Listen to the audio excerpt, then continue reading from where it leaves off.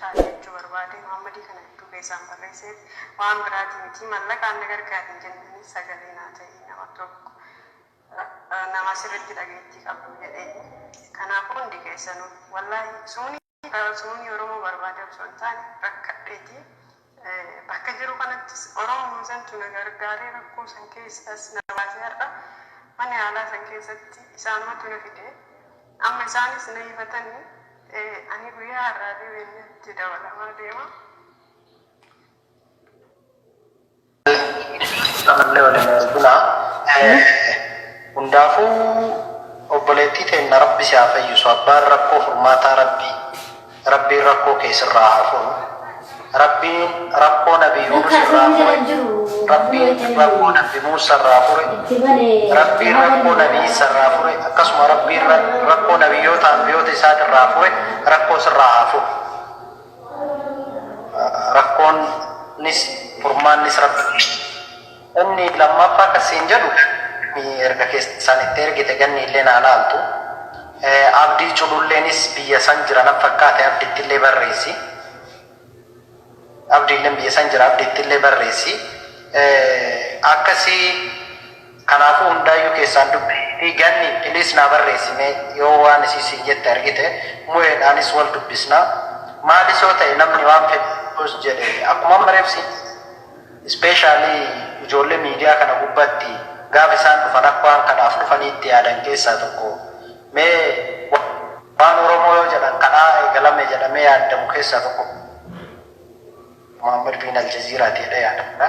Dhuguma rabbi wallahi isuma wallahi namni mana kiyya dhiyeesse beektee bakka kadhaa dhumaa dhufanii beektee namoota garagaraa fuudhee kadhamaa dhufee namni na dhiyeessu beektee.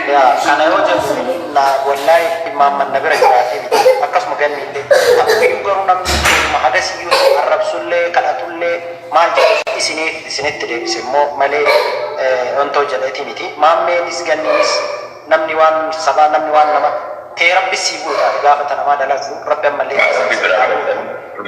wallahi keessa rabbi ammallee isin haa buutu waan danda'amu kan gochuun danda'amu malee waan hin danda'amne namni lubbuu namaa kennu wariima namaa kenna yoo danda'e kanaaf lubbuu namaa kennu warii haga namaa kennamuutitti atis qajeelchi viidiyoo kee banan akka namni argee maal keessa akka ati jirtu maal akka ati jirtu hubatutti sila viidiyoo banattee yoo dandeettee dubbatte akka dubbattee yoo dubbattuyyuu ta'eeyyuu immoo ama reef yeroo jalqabaa sagalee kee baay'ee giggisaadha seeraan dubbataan turre lammaffaa garuu seeraan dubbattee sitaaf nama biraa ta'ayyuu namni kunis ima hanga jedhee gaafachuutti jira.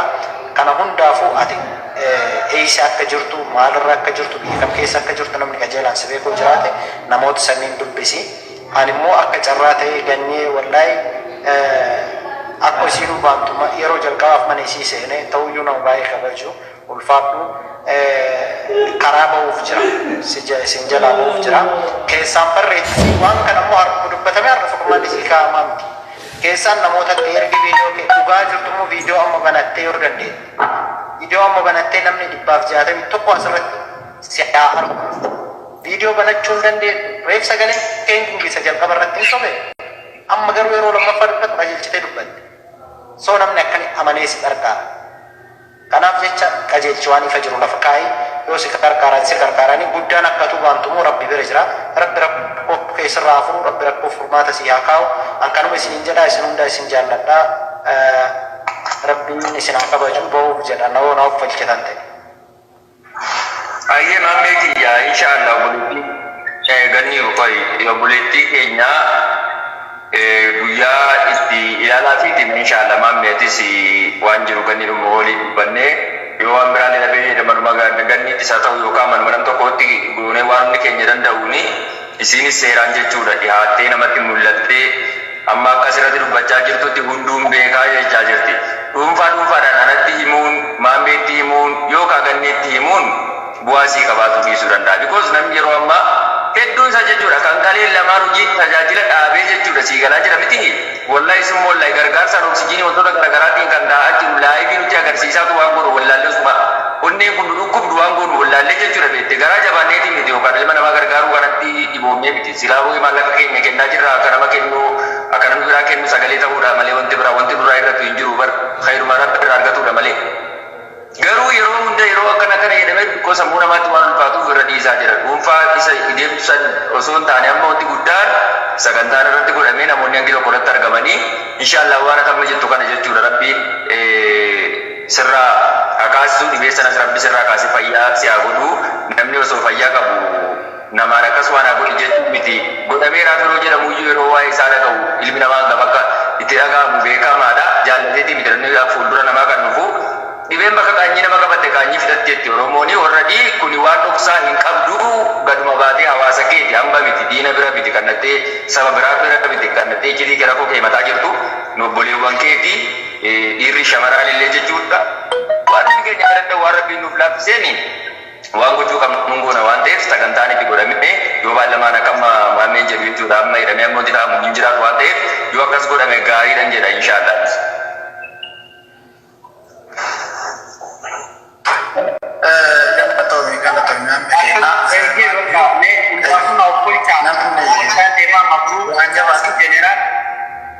nama jajjabaan dubbatiin as keessa jira gannii fi yana uffolchaa abdii alfiyaa warri waliin as turre maammee dhugaaf jiraatu atis na uffolchi warri dubbatiin yaasin mabruuki jeneraal na uffolchaa isin dheessuu fi miti anama karatti ba'ee isin seentanii na uffolcha gannee soorii naa dubbis immoo keessan ayye mama keessa dubbisabse ayye ben sittaa bara manni kiyya rakkoon qabu akkati jette moo ol fuuna yoo manni kee nabbara wal fuuna wal dandeenyetti ayye Maal jette? Suutuma deemaa turte. kana wal fuuna shari'aan amra jajawus wal fuuna angka foon ta'uu baadhe lammaffaan taa'u rakkoo jira qaama meeshiya Baala anjanaa waliin galte meeqa yeroo taate?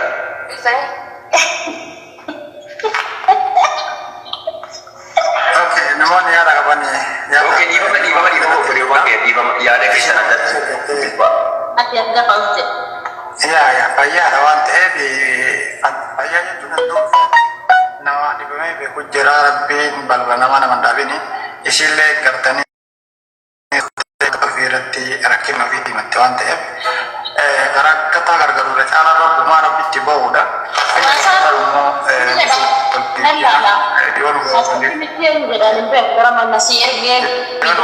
Gaachana hin taane namni biraa dhufee nu gargaara waan ta'eef ganni ayya. Foto isin hiriira deemaa ture garuu viidiyoo mana kana waan ta'eef eenyu kataate abee qubaadha malee dhagee ture waan isin ammaa softu kana. Inshaallah rabbiin fayyaa fi guutuu si haa deebisu. Viidiyoon baatee akkasitti inshaallah hundi kenna waan dandeenyu goona fi garuu isii taafii na biratti ta'an beeku wantaan dhageessan taatii fi na biratti taatee allaa haala. Garuu waan isin softu kana dhageen jira. Kanaan dura jechuudha. Alfiya namatti seenu jira namatti carraallee eeggatu jira. Kanaaf inshaallah rabbii gaditti waan dandeenyu si cinaa jirra si gargaarra. Maaliif rakkinni kee rakkina keenya namni hadda fayyaa qabu loonuu danda'a. Yoo tolsitti oolan gosa rabbiilleen toleransiitti oola atillee nama san qabtee gaafa ati rakkina san keessaa baatee du'aayii gootee fi namni sun hamtu kun nama san jetteemtu rabbiin irraa deebisuu danda'a. Sabarbaa rakkina kee si baay'isan jechuudha. Anamma biyya lafa kana keessatti nama yoo tajaajilu jira gara gosa bishaa aadaatiin jechuudha. Kana abuunutu furmaata waliin ta'a furmaata waliin haa ta'u. Jirtu sultaan sagaleen waan guddaadha. Kanaafuu inshaallah si cinaa jirra mana ganniitu haa ta'u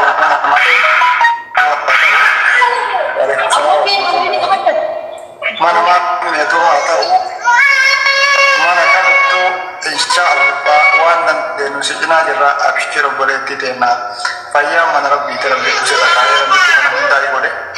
Abshiri sin jenna wanta battuu hin jiru garuu ammoo viidiyoo na ibaatte kan akkatti ani tana rakkina akkanaati jettee hawaasatti illee ibsattee hawaasni illee si beekee si gargaaruun ammoo gaafa sani. Ati ammoo kaamera duubateette waan beekachuu dandeette. Garuu hawaasni jibbaanni battee waliin mirkaneeffatee si gargaaruu danda'u gaafa ati baan gatta ibaatee akkana rakkina akkana obboleeyyatti gaafa jette anillee si rifadha maaliif obboleettii qabaa haadha qabaa waan ta'eef akkasii isaanii fatti yeroo atas baatee mun dubbachuu qabda. guddaa hawaasa keenya kabajamaa Muhammad Jijjiiraa fa'aa jira. Namoonni kan kabajamoon namoota hedduu jira. Namoonni hawaasa keenyaaf sagalee ta'aa turan. Namoonni keenya sababa hawaasa tajaajiluutii fi ittiin arrabsamaa turan nama hedduu keessa jechuudha. Kanaaf inshaallah galma dhugaa keessa jira. Carraa isiniif kennee jira. Dhiifama qabu. Yani sama itu Muhammad Al-Jazira betul. Waalaikumsalam. Anggota lain satu, wana menaruh katakan wan beku lagi atau bicara bertemu berbeda. Dua mamme kita taruh sore. Muhammad Ekso. Ya soleda satu. Muhammad Al-Jazira kena tu. Gani ufat mengacu. Macam mana tak video bayi saya akan Wallahi samboda nama tunatti ne beekta kana menjalani. Nam buat media kana gubbaa baatee haasoftu beekta waan guddaatti gochuu dandeessu siseera. Jechuun egaa ta'ima jedhee nama taasisuu beekta waan akkasii siseera. Nama ofiiyyuu ani beeku waan jechuu danda'uun hin qabu guddoo rabbi irraa wallahi namni nama sisa nama na godhate natti deeffatte ani garuu maa gochuu danda'u waan qabu hubachuudhaaf ofiillee waa gochuu danda'u namaan immoo gaafa waa jedhee mana keessa nama shammoo nama jabatu ture isaan fadhee ma jedhee gaaf tokko so obboleettii yaa guddoon an wanti si gochuu danda'u qabeenya gabaadhee qabeenya yaalu argitee ummata kana ummanni kun ummataanis maa jechuu dandeenyu gaafa amantaallee gaafa siyaasaallee gaafa beelaallee gaafa caamaallee gaafa roobaallee gaafa hundaa ummata kana waamnee ummanni nuuffe hin dadhabe beektaa maammeen amma reef waan ati jettu jibbee osoo hin taane waan akkanaatiin amma yoo Muhammad dhufe mucaan kadhattuu sun dhufe waan jedhaniin faa hunduuf side'a dhugama rabbii dubbachuuf maa jennaan rakkoo ummataa Wallahi wakasama billah karena anjir media karata bikin itu karata saraka anjir enggak kabe wallahi semua itu kuman dan kan nyana de gargaru dari wakasama billah mabe dumi rana to kabe tero gari kanaaf mee viidiyoo ke banadhuuti oromoon as jala jiran kuna arganii wal malee homaan qabnu waluma qabna biyya kam jirti ugaadhu biyya kam jirti kan birtaa maalirra akka jirtu viidiyoo ke banadhu namni waa'ee kee beeku moo dubbatu leencoo yoo as jala jira meeshaan jirta yoo Saudi Arabia keessa jira maamme yoo Saudi Arabia keessa jiraatte yoo waan danda'amu ta'e dawaa kenna argamuu dandeetti yoo furmaanni ta'e mamma rakkoo kiyyan beeku maaliif kennillee namoota gartee hatta lafa qoon nama rakkoo biyya namni rakkoo fi himachuu qabdi kaa fakkeenyaaf yoo hanqina fayyaa irratti taate namoota meeqatu sitti deemee yaadamaa oola. Kanaafuu namoota dhukkubsataadhaaf furmaata sa'aatuma oola jedhee yaada. Akkasii yoo waan danda'amu ta'e inshaallah rabbiin waan hin danda'amne hin uumne sababa xaafaa waan ta'e. Namuma sababa godhaa akkasii haa dubbatu. Yoo siif mijata ta'e viidiyoo kee banadhume waan atirra jirtu waan namni arga. Yoo sagalee dubbachuu hin dandeettu ta'e akkamitti ati sagalee dubbachuu hin dandeettu barreeffama cufaan dubbattaa namni waa'ee ishiin beeka jedhu anammaa kan akka waan irraa dubbadhaa rasin argine namni waan isiin beeka jedhu immoo as jala jiru namni waan isii beeku hin jirtu mee lakkoofsa tokko barreessaa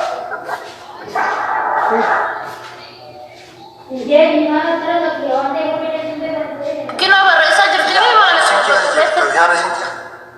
qoy barreeffama koo waan akkanaatu sagaleen dubbachuu dadhabdu viidiyoo kana akkanaati jettee haa dubbatu qaba. Yaa rakkina akkanaa qaba rakkina akkanaa qaba yoo isiin jette furmaata dhaaba hawaasni kana alatti yoo namni yoo cal'ise furmaan hin argamu. Yoo dubbatte immoo hawaasni jala jiru kunu waan danda'u bira dhaabatee yookaan akka danda'u gochuu danda'a.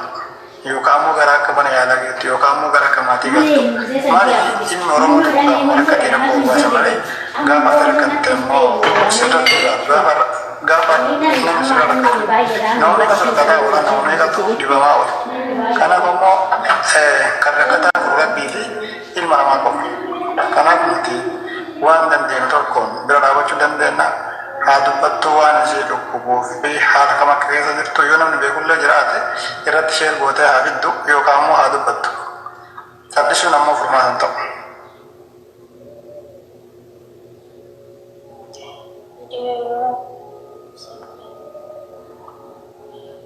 obboleettiti banachuun dandeessu dubboota addaa akkamitti si gargaara ree rakkoo koo olii matiin maal akka taate maal keessa akka jirtu olii matiin namni useetuma nama gargaara yaadadhu dubbadhu waan keessa jirtu banadhu too dubbadhu. Iya, namni rakkate waan ta'e hin qabu waan hin taane hin qabu viidiyoo kanadhu eebba hiyyoo dhiifama garuu waan keessa jirtu sumatu beeka waan ta'e.